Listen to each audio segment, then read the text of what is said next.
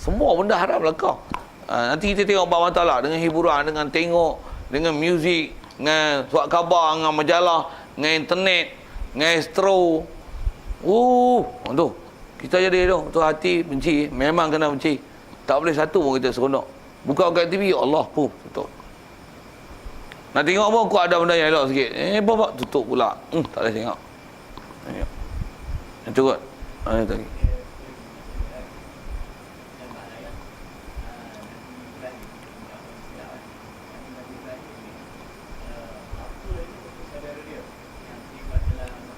Buat berhala tu.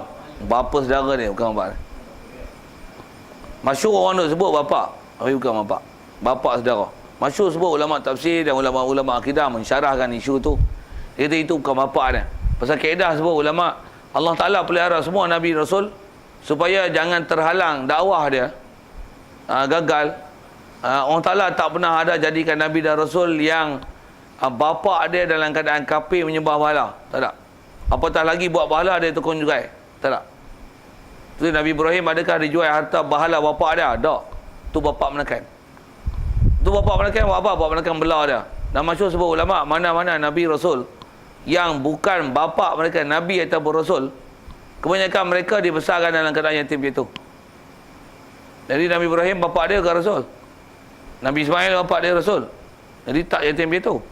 Tapi Nabi Ismail Nabi Ibrahim adalah Rasul.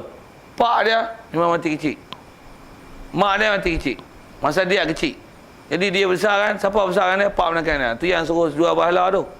Jual berhala pun kalau ikut dalam sejarah, dia jual macam mana? Bukan dia jual berhala. Siapa nak beli berhala? Bukan itu. Allah Ta'ala bagi kecerdikan pada Rasul awal lagi, dan Allah Ta'ala pelihara dia, maksum dengan dia, dengan tak buat dosa. Dosa jual berhala pun tak. Dia kata apa? Man yabi' ma la yanfa' wa la yadur. Dia jual berhala tu, dia kata siapa nak beli benda tak mudarat dan tak bermanfaat. Siapa nak beli benda tak mudarat, tak bermanfaat. Hak beli dengan pak menekan dia semalam pun pulang balik. Bila dia jual, bila pak menekan dia jual, laku habis. Siapa nak beli yang ni, siapa minta doa makbul semua, belilah berhala ni, aku buat molek ni, cantik lah Tuhan ni, lawa comel, mu bagi basak kemiang ni. Pak menekan dia jual itu. Dia jual apa? Mala yadur, may yabi' mala yadur wala yanfa. Dia jual macam tu. Jadi memang bukan pak dah, tapi pak menekan. Kalau dalam Quran sebut wa iz qala Ibrahim li abihi azar, terjemahnya ingatlah ketika Nabi Ibrahim kata pada bapa dia. Terjemah memang itu, tapi atas istimal dalam kata ulama tafsir, masuk abihi. Penggunaan dalam Quran abihi itu dalam penggunaan Arab. Abihi biasanya bukan bapa, abihi adalah pak menekan. Walaupun terjemah tu bapaknya. Pasal kebanyakan orang Arab bila bapak dia tak gunakan bahasa abi. Abi itu ialah pak menekan. Abi adalah pak menekan. Kalau abah biasanya bapak dia akan sebut ya abati. Abah, ya abati fa'al ma tu'mar. Dia akan gunakan abati. Dia tak guna abi.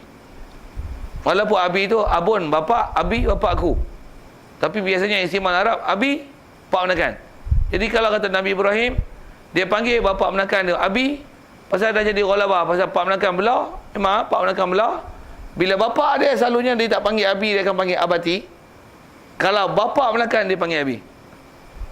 Melayu tak kerti Arab macam mana? Pak dia panggil abi. Sikit macam tu lah. Satu kot jadi keceruan akidah menganggap bahawasanya suruh jual bala tu adalah pak Nabi Ibrahim. Tu bukan pak dah. Pak menekan. Tengok. Wallahualam. Ya.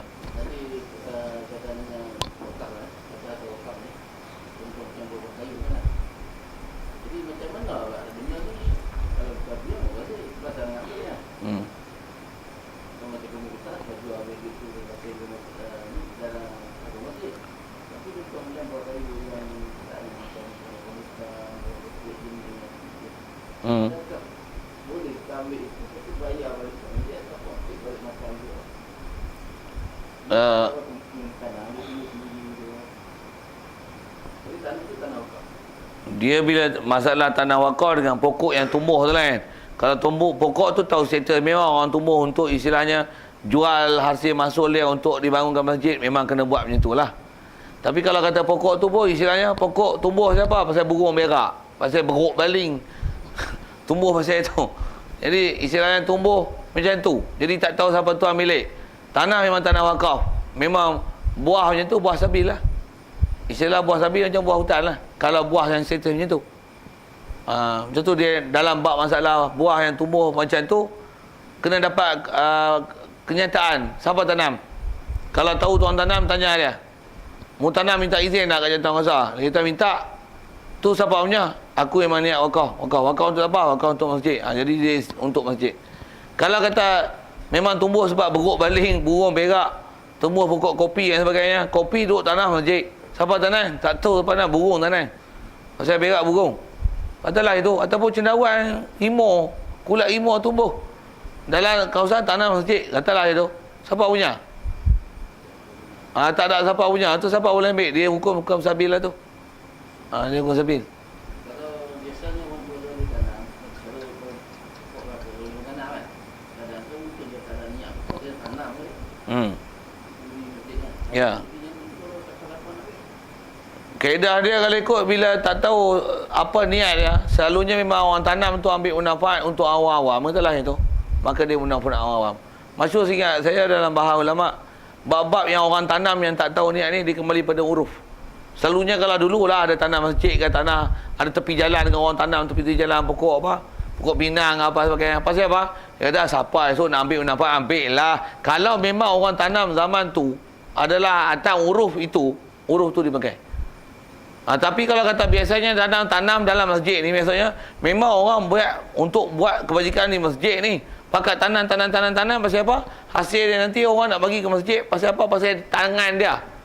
Kalau memang itu maksud dia, uruf tu atas tu, maka dia bukan hak individu, bukan hak orang ramai, tapi dia lah untuk dijual dan sebagainya, untuk dimanfaatkan ke masjid. Dia kalau atas kata mengurus tu, dia mesti atas jantan kuasa yang mengurus masjid. Dia atas nazir masjid. Kalau atas wakaf, nazir wakaf, dia yang mengurus. Kalau kata tak ada, jadi siapa yang orang amanah dalam kampung tu, dia kena ambil amanah untuk ambil tanggungjawab.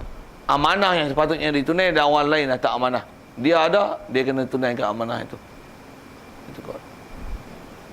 Bismillahirrahmanirrahim. Allahumma nawwir qulubana min nuri hidayatika kama nawwartal arda min nuri syamsika wa lana abada bi rahmatika ya arhamar rahimin. Warzuqna fahman nabiyyin wa hifdzal mursalin wa ilhamal malaikatil muqarrabin wa sallim tasliman ala jamil anbiya'i wal mursalin walhamdulillahi rabbil alamin. Assalamualaikum warahmatullahi